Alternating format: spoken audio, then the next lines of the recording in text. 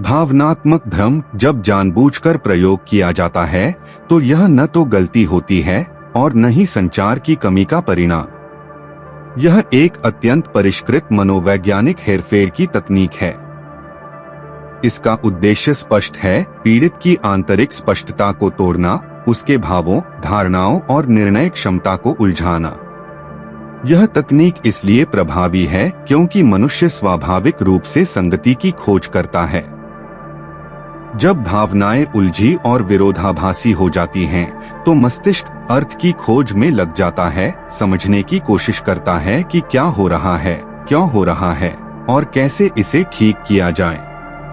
और ठीक उसी क्षण जब व्यक्ति सबसे अधिक असुरक्षित होता है, हेरफेर करने वाला व्यक्ति नियंत्रण ग्रहण करता है। वह अस्थिरता का कारण भी होता है और एकमात्र संदर्भ बिंदु भी।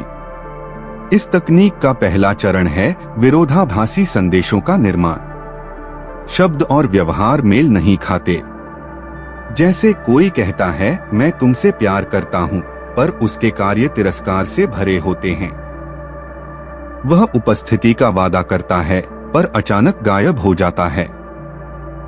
तारीफ करता है और तुरंत ही आलोचना जोड़ देता है।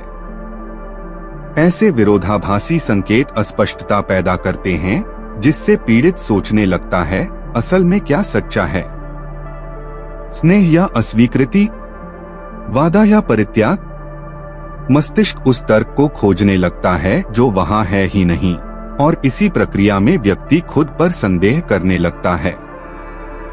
यह भ्रम तब और गहराता है जब हेरफेर करने वाला स्नेह और ठंडेपन के बीच बार बार बदलाव करता है। जब पीड़ित दूर जाने को होता है, तब अचानक मोहक चरण आता है, ध्यान, स्नेह, वादे, आशा जन्म लेती है। लेकिन शीघ्र ही ठंडापन, दूरी और सूक्ष्म आलोचना लौट आती है। यह चक्र भावनात्मक अस्थिरता पैदा करता है जो आत्मविश्वास को तोड़ देता है। व्यक्ति सोचने लगता है कि गलती उसी की है, कि उसे और प्रयास करना चाहिए, कि शायद वह अति प्रतिक्रिया दे रहा है। धीरे धीरे उसकी वास्तविकता हेरफेर करने वाले की बनाई कहानी से बदल दी जाती है। मनोविज्ञान में इसे के समान माना जाता है, जहां कोई व्यक्ति जानबूझकर तथ्यों को मोड़ता है ताकि दूसरा अपनी याददाश्त, निर्णय या समझदारी पर संदेह करे। परंतु भावनात्मक भ्रम उससे भी सूक्ष्म हो सकता है। यहाँ झूठ सीधे नहीं बोला जाता, बल्कि निरंतर विरोधाभास का वातावरण रचा जाता है। उदाहरण के लिए, मौन को सजा के रूप में इस्तेमाल किया जाता है और बाद में कहा जाता है, मुझे बस थोड़ा समय चाहिए था। या फिर जलन को नियंत्रण के लिए प्रयोग कर यह कहा जाता है, यह तो प्यार का सबूत है। इस प्रकार जो व्यक्ति अस्थिरता पैदा करता है, वही स्वयं को सहारा बताता है। यह तकनीक तब और खतरनाक हो जाती है जब नियम लगातार बदलते रहते हैं। स्वस्थ संबंधों में सीमाएं और अपेक्षाएं स्थिर रहती हैं। लेकिन यहाँ आज जो स्वीकार्य है, कल वही विवाद बन जाता है। आज प्रशंसा, कल ताना। यह अनिश्चितता पीड़ित को सतर्कता की स्थायी अवस्था में डाल देती है, जहां वह निश्चिंत या सुरक्षित महसूस नहीं कर पाता। परिणामस्वरूप वह स्वतंत्रता से नहीं, बल्कि गलती के भय से व्यवहार करने लगता है। कभी कभी भ्रम शब्दों में छिपा होता है, वाक्य जो सतह पर सामान्य या प्रेरक लगते हैं, पर भीतर दोहरे अर्थ रखते हैं। जैसे, तुम काफी मेहनत कर रहे हो, तुम्हारे जैसे व्यक्ति के लिए, या तुम बेहतर हो रहे हो, लेकिन अभी लंबा रास्ता है। ऐसे वाक्य व्यक्ति को असमंजस में डाल देते हैं, क्या यह प्रशंसा थी या अपमान? और जब वह अपनी असुविधा व्यक्त करता है, तो हेरफेर करने वाला मजाक उड़ाता है, अरे मजाक था, तुम गलत समझे, तुम बहुत संवेदनशील हो। परिणामस्वरूप फिर से दोष उसी पर डाल दिया जाता है और भ्रम गहरा जाता है। हेरफेर करने वाला व्यक्ति संवाद की हर कोशिश को विकृत करता है। जब उससे सामना किया जाता है, तो वह विषय बदल देता है, तथ्य मोड़ देता है या खुद को पीड़ित बना लेता है। उदाहरण के लिए, यदि कोई उससे पूछे कि उसने आहत क्यों किया, तो जवाब हो सकता है, तुम हमेशा मुझे तब दोष देते हो जब मैं कमजोर होता हूँ, या तुम सब कुछ नियंत्रित करना चाहते हो। इस तरह दोष की दिशा उलट दी जाती है और पीड़ित फिर से संदेह में पड़ जाता है।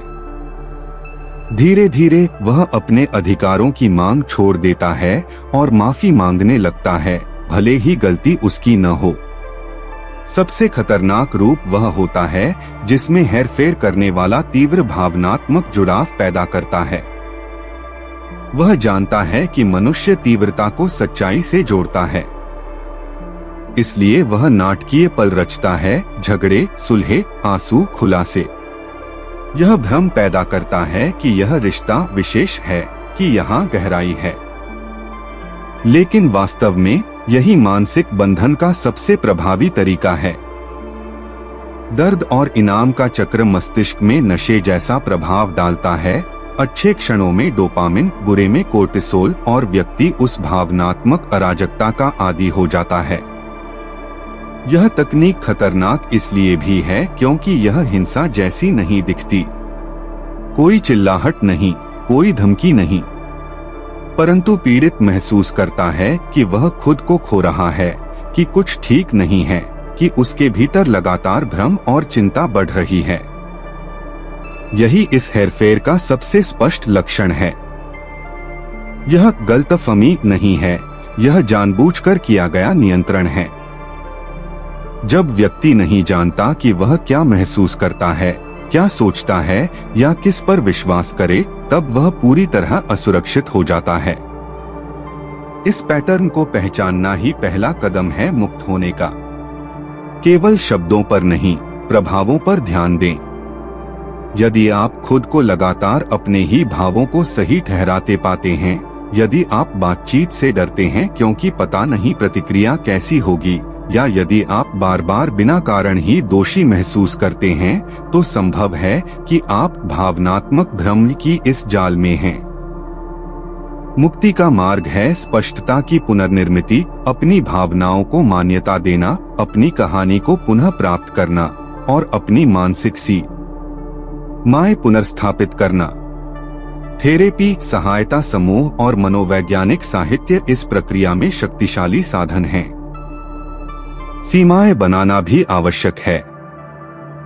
भले ही संबंध तोड़ना तुरंत संभव न हो, पर छोटे छोटे कदम उठाए जा सकते हैं, जैसे कहना, मैं अभी बात नहीं करना चाहता, मुझे सोचने के लिए समय चाहिए, या इस तरह की बात मुझे भ्रमित करती है।